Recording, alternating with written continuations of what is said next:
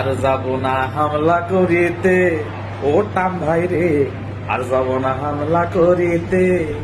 Iran রে হামলা করতে গিয়ে হাতে নাতে পড়লাম ধরা, আমার গোয়া মারা সারা, আমি কোথায় যাব রে, আর যাব না হামলা করিতে, ও টাম ভাই রে।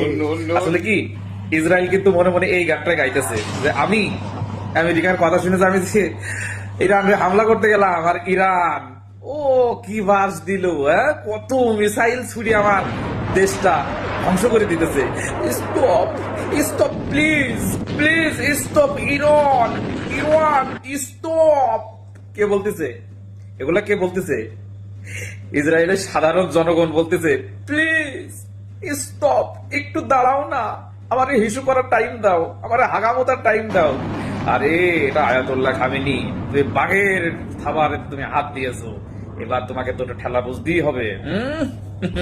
কি যে শান্তি লাগতেছে ভাই, মানে আমি অবাক হয়ে যাচ্ছি যে ইরানে এত মিসাইল, এত মিসাইল মাথার উপর দিয়ে যখন আমাদের যাচ্ছিল, তখন আমরা জানি যে কত মিসাইল ছেড়েছে আজকে।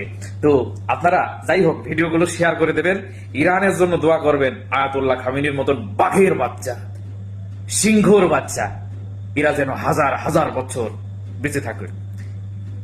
ইরানের সেনাবাহিনী আজকে খালিদ বিন ওয়ালিদের মতন যুদ্ধ মজমাটা বসাইছে। ভাই কি মনে করতেছেন সবকিছু এই আমেরিকা আর ইসরায়েলের পাওয়ার দিয়ে হয় না? বুঝতে পেরেছেন?